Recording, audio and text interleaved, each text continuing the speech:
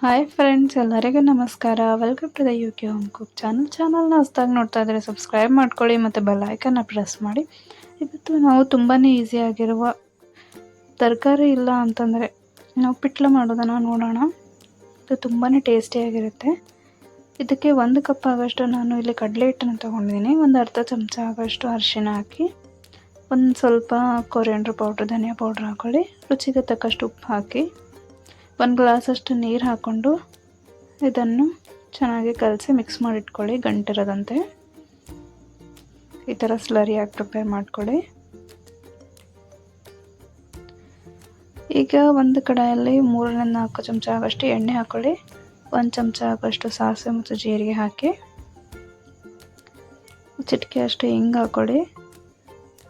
1 cut ಮಾಡಿರೋ ಈರುಳ್ಳಿ ಹಾಕಿ, ಈರುಳ್ಳಿಯನ್ನು 1-2 ನಿಮಿಷ ಫ್ರೈ ಮಾಡ್ಕೊಳ್ಳಿ ಕೆಂಪಾಗೋವರೆಗೂ. 3-4 ಕೊಟ್ಟಿರೋ ಬೆಳ್ಳುಳ್ಳಿ ಹಾಕಿ ಫ್ರೈ ಮಾಡಿ. 3-4 ಹಸಿಮೆಣಸಿಗೆಯನ್ನು ಕೊಟ್ಟಿರೋ ಹಾಕಿ ಚೆನ್ನಾಗಿ ಮಿಕ್ಸ್ ಮಾಡಿ ಹಸಿ ವಾಸನೆ ಹೋಗೋವರೆಗೂ ಒಂದು ನಿಮಿಷ ಫ್ರೈ ಮಾಡ್ಕೊಳ್ಳಿ. ಒಂದು ಅರ್ಧ ಕಪ್ ಆಗೋಷ್ಟು ಹುಣಸೆಹಣ್ಣಿನ ರಸ ಹಾಕ್ಕೊಳ್ಳಿ.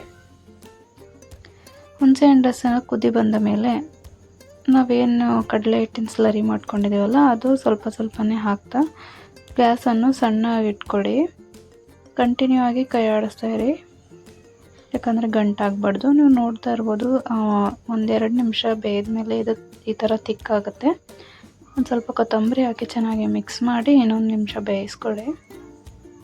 ಈ ಥರ ಗಟ್ಟಿಯಾದ ಮೇಲೆ ಗ್ಯಾಸನ್ನು ಆಫ್ ಮಾಡಿ ರುಚಿಯಾಗಿರುವ ಪಿಟ್ಲ, ರೊಟ್ಟಿ, ಚಪಾತಿ, ಅನ್ನ ಜೊತೆ ತಿನ್ನಲು ರೆಡಿಯಾಗಿದೆ. ಈ ರೆಸಿಪಿ ನಿಮಗೆ ಇಷ್ಟ ಆದರೆ ಲೈಕ್ ಮಾಡಿ, ಶೇರ್ ಮಾಡಿ, ಕಮೆಂಟ್ ಮಾಡಿ.